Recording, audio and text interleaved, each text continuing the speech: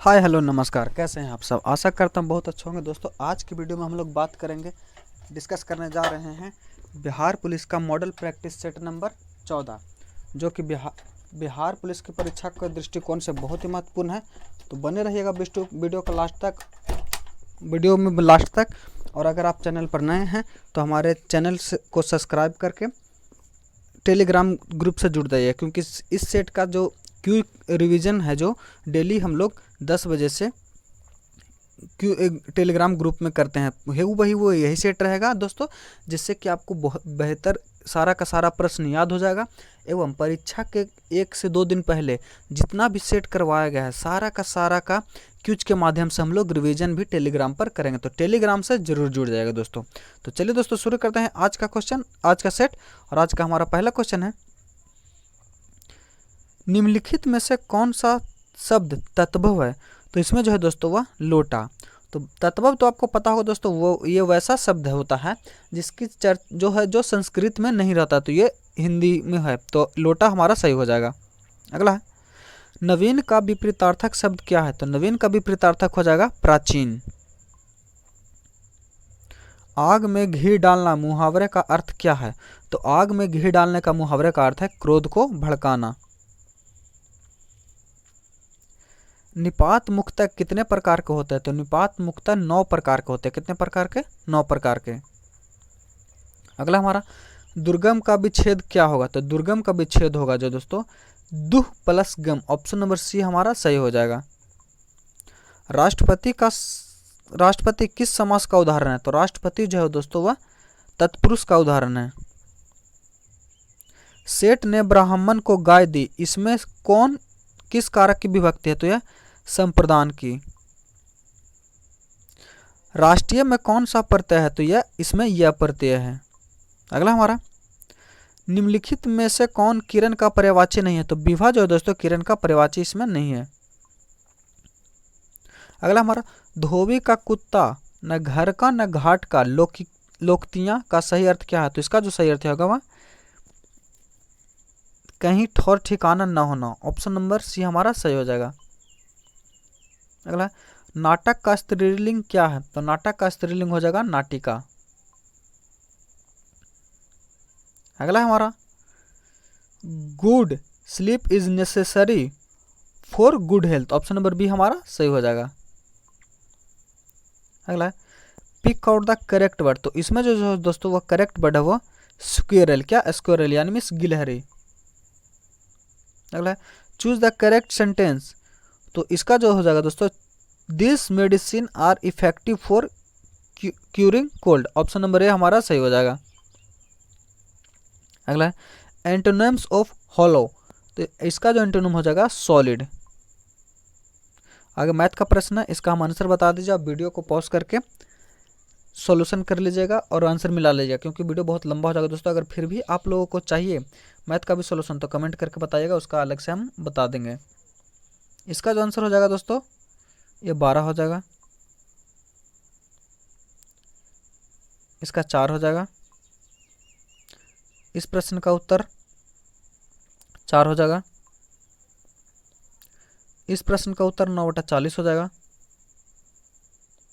और इस प्रश्न का 38 वर्ष, इस प्रश्न का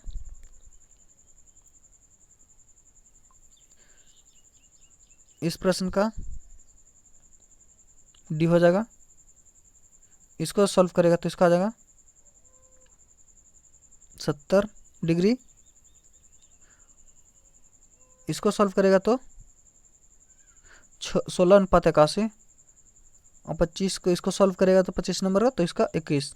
चलिए दोस्तों अगले प्रश्न को चलता है। अगला हमारा, तराइन की पहली लड़ाई किनके किनके बीच हुई। था तराइन की पहली लड़ाई जो है वो मोहम्मद गौरी और पृथ्वीराज चौहान के बीच हुई। ऑप्शन नंबर बी हमारा सही हो जाएगा। रजिया सुल्तान किसकी बेटी थी। तो रजिया सुल्तान जो थी वह इल्तुतमिश की बेटी थी। किसकी? इल्तुतमिश की बेटी थी। अगला है, दिल्ली सल्तनत की दरबारी भाषा क्या थी। तो वह फारसी थी। अगला हमारा, आगरा नगर की स्थापना किसने की। तो आगरा नगर की स्थापना है जो सिकंदर लोदी ने की थी। किसने? सिकंदर लोदी ने। अल-बरूनी का पूरा नाम क्या था? तो अल-बरूनी का जो पूरा नाम था दोस्तों वह अब्बू रैहान मोहम्मद था। क्या? अब्बू रैहान मोहम्मद। इसको 2 बार बोलिएगा, इससे आपको यह प्रश्न याद हो जाएगा। नाम थोड़ा सा कठिन है। इब्न बतूता कहाँ से आया था? तो इब्न बतूता जो है वो मोरक्को से आया था। कहाँ? मोरक्को से। अलाई दरवाज़ा मुख्य द्वार है, तो अलाई दरवाज़ा जो है यह कुतुब मीनार का मुख्य दरवाज़ा है और इसका जो निर्माण है वो अलाउद्दीन खिलजी ने करवाया था। कृष्णदेवराय कहाँ के राजा थे? तो कृष्णदेवराय जो थे वो विजयनगर साम्राज्य के राजा थे। क्या? विजयनगर साम्राज्य के राजा थे और इन्हीं के शासनकाल में जो अष्टप्रधान हुआ करते थे। गोलकुंडा कहाँ है? तो गोलकुंडा जो है वो बीजापुर में है। अगला है विरूपाक्ष मंदिर कहाँ है? तो विरूपाक्ष मंदिर कहाँ है? हम्पी में। अगला हमारा पहला आधुनिक लौह इस्पातोद्योग की स्थापना कहाँ हुई? तो यह बिहार में हुई है। कहाँ? बिहार में। भारत में सत्ता विकेंद्रीकरण की शुरुआत किस समय हुई है?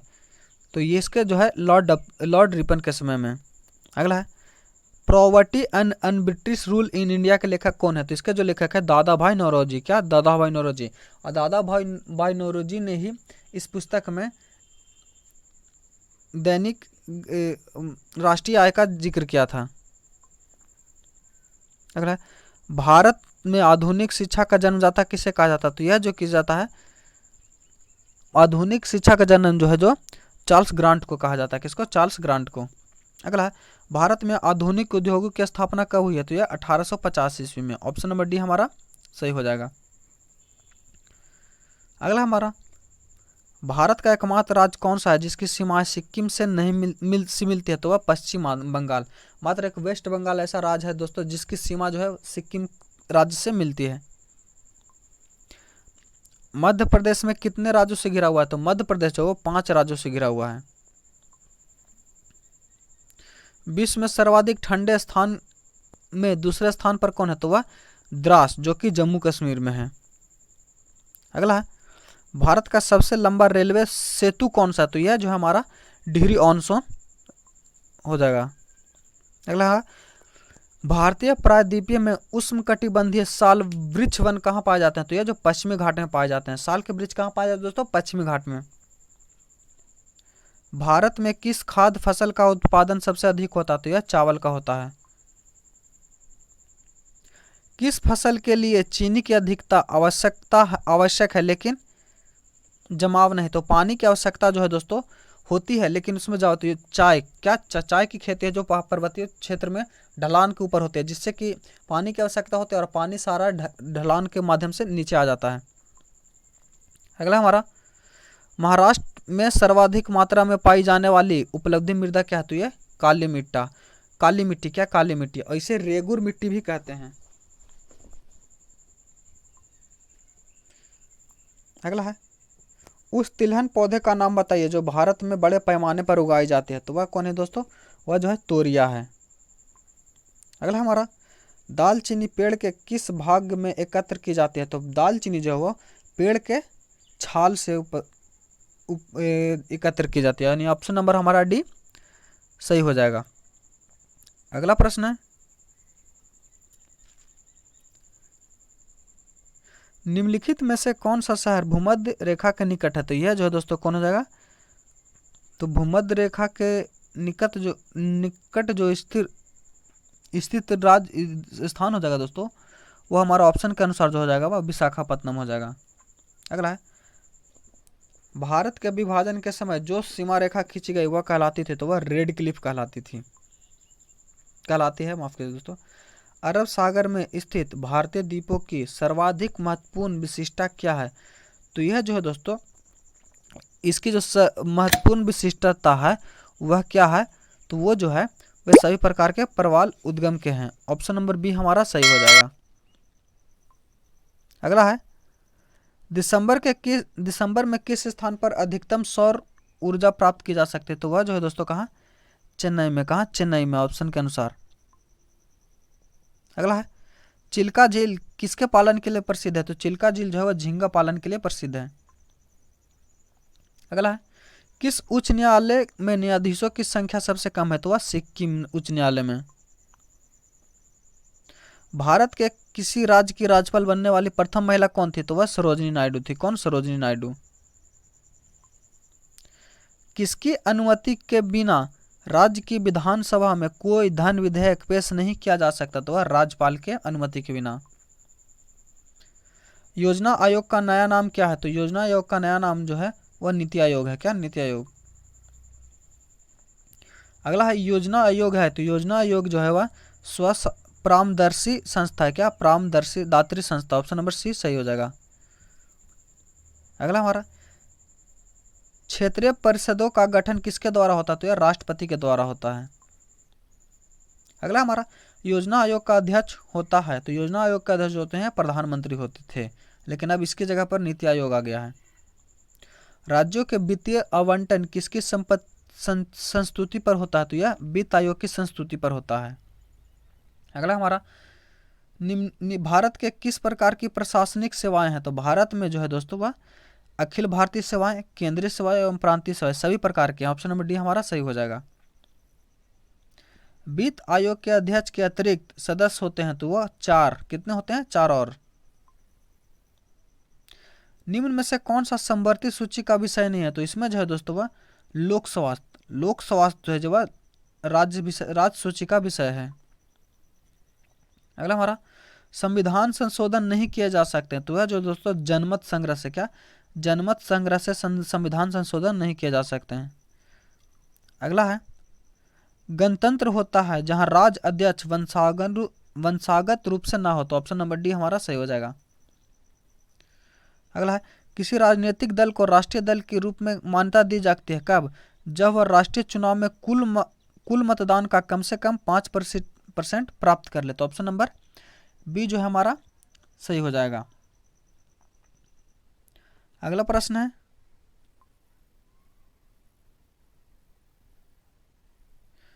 सर्वाधिक समय के लिए लोकसभा का अध्यक्ष बने रहने वाले कौन थे? तो बलराम जाखड़। कौन? बलराम जाखड़।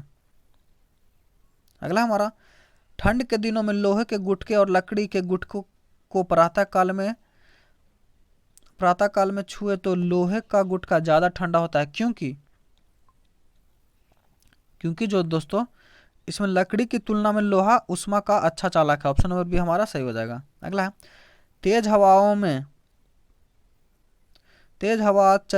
तेज हवा वाली रात्रि में ओस नहीं बनती है। क्यों? क्योंकि हवा में नमी कम होती है। ऑप्शन नंबर बी हमारा नहीं दोस्तों, वाष्पीकरण जो की दर जो तेजी होती है। ऑप्शन नंबर ए सही हो जाएगा। अगला मनुष्य की आर्द्रता की परेशानी महसूस करना, इसका निम्न में से उपयुक्त कारण क्या है? तो इसका जो है दोस्तों पसीना का आर्द्रता के कारण वाष्पित नहीं होना। ऑप्शन नंबर सी हमारा सही हो जाएगा। अगला है भाप से अधिक हाथ जलता है अपेक्षाकृत उबलते हुए जल से, तो यह क्यों उबलते हुए जल से? तो भाप में गुप्त उष्मा होती है। ऑप्शन नंबर ए हमारा सही हो जाएगा। अगला है उष्मागतिक का प्रथम नियम किस अवधारणा की पुष्टि करता है? तो उष्मागतिक का प्रथम नियम जो है जो ऊर्जा संरक्षण का अवधारणा करता है। अगला है प्रकाश तरंग किस प्रकार का तरंग है? तो प्रकाश तरंग जो है दोस्तों वह है अनुप्रस्थ तरंग। क्या? अनुप्रस्थ तरंग। अगला हमारा प्रकाश विकिरण की प्रकृति है, तो प्रकाश विकिरण की जो प्रकृति है वह तरंग एवं कण दोनों के समान। अगला हमारा प्रकाश की गति क्या है? तो प्रकाश की गति है जो 3 × 10⁸ मीटर प्रति सेकंड। अगला है किस गुणधर्म के कारण पानी में भरे बर्तन में डुबोई गई छड़ मुड़ी हुई प्रतीत होती है? तो यह जो है प्रकाश के अपवर्तन के कारण। क्या? प्रकाश के अपवर्तन के कारण। ऑप्शन नंबर सी हमारा सही हो जाएगा। अगला है मृग तृण का उदाहरण है, तो यह पूर्ण आंतरिक परिवर्तन का उदाहरण है। अगला है निम्नलिखित दशाओं में से किस में से एक रासायनिक अभिक्रिया नहीं है? तो यह खाने के नमक को वायु में संपर्क में आ जाना। ये ऑप्शन नंबर ए हमारा सही है। अगला है निम्नलिखित में से कौन सा एक रासायनिक परिवर्तन नहीं है? तो यह समुद्री जल में क्रिस्टलीकरण द्वारा खाने में नमक बनना। ऑप्शन नंबर सी हमारा सही हो जाएगा। अगला है निम्नलिखित में से कौन सा एक रासायनिक बदलाव है? तो इसमें जो है दोस्तों वह भूरी कॉफी से भाप गुजरना। ऑप्शन नंबर डी हमारा सही हो जाएगा। अगला है, निम्नलिखित में से किस में रासायनिक परिवर्तन नहीं होता है? तो इसमें जो है दोस्तों पानी का भाप में बदलना जो है यह रासायनिक परिवर्तन नहीं है। अगला है, लहसुन में विशिष्ट गंध का कारण है तो यह सल्फर यौगिक। अगला है, गोताखोरों द्वारा गहरे समुद्र में सांस लेने के लिए ऑक्सीजन के साथ किस गैस को मिश्रित किया जाता है? तो इसके साथ जो है दोस्तों होगा हीलियम को मिश्रित किया जाता है। अगला है, मूत्रालय के पास प्राय नाक में चुभने वाली गंध का कारण है तो यह अमोनिया। क्या? अमोनिया। अगला हमारा, निम्नलिखित में से किसने भारी पानी की खोज की है? तो भारी पानी की खोज एच.सी. ह्यूरेन यानी डिटो की खोज एच.सी. ह्यूरेन ने की है। अगला है, निम्नलिखित में से किस एक सेंट्रल गैस कहा जाता है? तो स्ट्रेंजर गैस। तो स्ट्रेंजर गैस जो है दोस्तों वह जिनॉन को कहा जाता है। क्या? किसे? जिनॉन को स्ट्रेंजर गैस कहा जाता है। अगला, निम्नलिखित अधातुओं में से कौन सा एक विद्युत का मंद चालक है? तो इसमें जो है दोस्तों वह सिलीनियम सही आंसर हो जाएगा। अगला हमारा, यूकैरियोटिक सेल में प्लाज्मा झिल्ली किसकी बनी होती है? तो यूकैरियोटिक सेल में जो प्लाज्मा झिल्ली है वो फॉस्फोलिपिड की बनी होती है। किसकी? फॉस्फोलिपिड की। अगला है, निम्नलिखित में से कौन सा एक नूडल्स बनाने के समय सुरुचिकर्मक के रूप में प्रयुक्त होता है? तो इसमें जो है दोस्तों वह अजीनोमोटो। अगला है, निम्नलिखित में से कौन सा एक पौधा वाहनों के प्रदूषण को अवशोषित करने के लिए समांतर सड़क के साथ साथ उगाया जाता है? तो यह जो कौन सा दोस्तों, यह बोगनेवलिया का बोगनेवलिया। अगला है, निम्नलिखित में से कौन सा एक पौधा भारत में हरी खाद के लिए प्रयुक्त है? तो वह कौन है दोस्तों? तो हरी खाद के लिए जो प्रयुक्त है वह सनई है। क्या? सनई। अगला है हमारा, कौन सा एक पौधा कलम द्वारा सार्वरिक नहीं है? तो इसका जो सही आंसर हो जाएगा वह केला। अगला है, मरुभिद किस दिशा में पनपते हैं? तो मरुभिद जो पौधे हैं वह उष्ण एवं शुष्क दिशा में पनपते हैं। अगला, निम्नलिखित में से मेसो कौन सा बीज उत्पादित करता है परंतु फूल नहीं? तो यह जो कौन दोस्तों, चीड़। अगला है, निम्न के साथ मिलने से एजोला एक अच्छा उर्वरक है। तो यह जो किसके साथ? यह जो दोस्तों नील हरित शैवाल के साथ। अगला है, पोलियो वनस्पति के अंतर्गत अध्ययन करते हैं। तो पोलियो वनस्पति के अंदर है, इनमें से कोई नहीं। अगला है, निम्नलिखित में से कौन सा तत्व पौधों के विकास के लिए आवश्यक नहीं है? तो ये इसका सही आंसर हो जाएगा दोस्तों सोडियम। आशा करता हूँ वीडियो आपको अच्छा लगा होगा। अगर आप चैनल पर नए हैं तो चैनल को सब्सक्राइब करिए और टेलीग्राम ग्रुप से जरूर जुड़िएगा दोस्तों। तब तक के लिए धन्यवाद। मिलते हैं अगले वीडियो में। जय हिंद।